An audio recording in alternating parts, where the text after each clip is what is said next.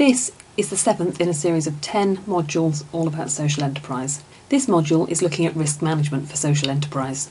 The aim of this module is to support the learner in understanding the importance of risk management in social enterprise and to facilitate exploration of the learner's immediate and wider work context in order to promote professional development. By the end of this session, the learner will be able to understand what constitutes a risk, comprehend the process of managing risk, and contemplate the tools available to support the management of risk. What is a risk? Put it simply, risk is anything that might happen and that, if it did, would have a detrimental effect on what your social enterprise is trying to achieve.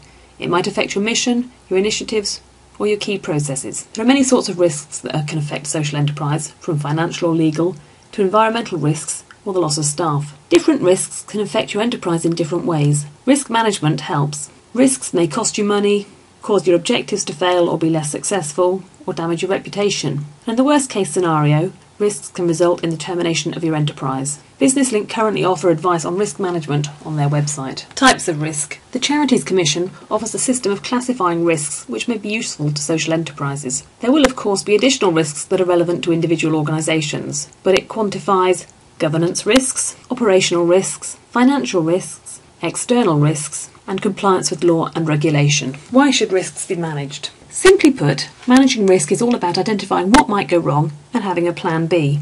You can see from the table on this slide that risks are not what just can go wrong, they are what can go wrong which will have a negative impact on what you are trying to do.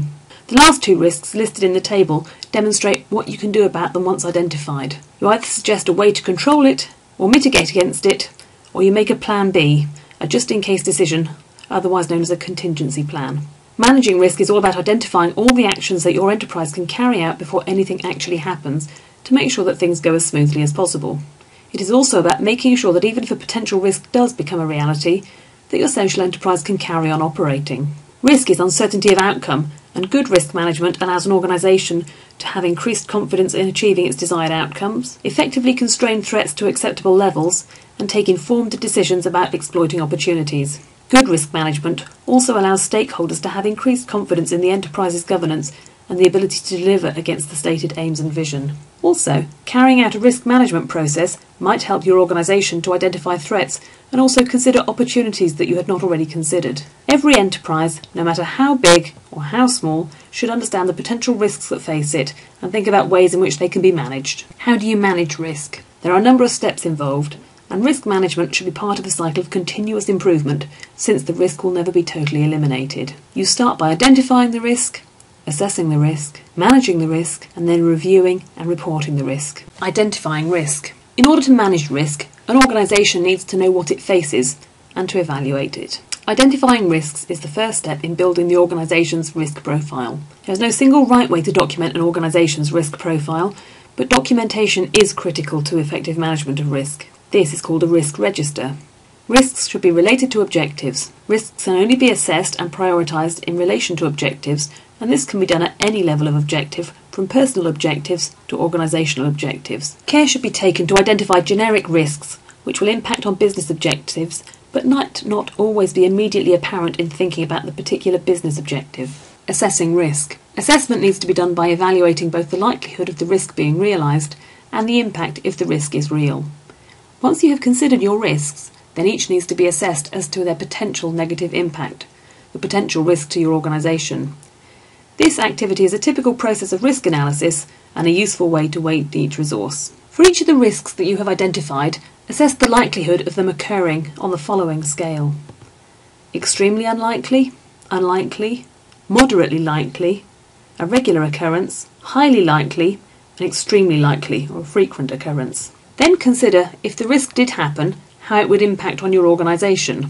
Not critical, a minor impact in some areas, a minor impact in many areas, a significant impact, it would not affect continued operations in the short term, but it might in the long term, a significant impact in the medium term, and relates to substantial operational areas, or fundamental to continuing operations. Take each item from your risk register, question each item as to its likelihood and its impact, and then find its place on the matrix on the slide. You will know from this exercise what the core risk is, which will be associated with the risk on the register. The next step is to construct a table with each resource scored for risk. Once risks have been assessed, the risk priorities for the organisation will emerge. The less acceptable the effect of a risk, the higher the priority. The highest priority risks, the key risks, should be given regular attention at the highest level of the enterprise and should consequently be considered regularly by the board. The specific risk priorities will change over time as specific risks are addressed, and prioritisation will then need to change to reflect this. There are many tools available for assessing risk. Many can be found online, and it's important that a social enterprise finds one that meets its needs. It can be regularly used and regularly reviewed. As an activity, think about your enterprise and identify 3 risks that face it at the moment. Alternatively, if this isn't appropriate, imagine 3 risks for a fictitious social enterprise. Plot these into the simple matrix on this screen. For each of the risks that you have identified, assess the likelihood and the impact of their occurrence on the following scale: extremely unlikely, likely, or extremely likely of frequent occurrence, and of not critical impact, significant impact but would not affect the continued operations in the short term but might in the long term, and fundamental to continuing operations. Risks that are low probability and low impact should not be cause for concern unless it scores higher the next time you review it. Risks that get a rating of 3 or 4, you need to identify the actions that your enterprise can undertake to reduce the likelihood of the risk happening and the impact that it will have. Consider what will happen if the risk does materialise. Higher rated risks, those scoring 6 to 9, identify these actions that your enterprise can undertake to reduce the likelihood of the risk happening and the impact that it will have, and then implement these actions. The higher the priority of the risk, the sooner you should manage it. Managing risk. Traditionally, there are 5 basic risk management strategies that can be used to decrease the probability or the impact of an identified risk. These are tolerate, treat, transfer, terminate, or take the opportunity. The purpose of addressing risks is to turn uncertainty to the enterprise's benefit by constraining threats and taking advantage of opportunities. Reviewing and reporting risk.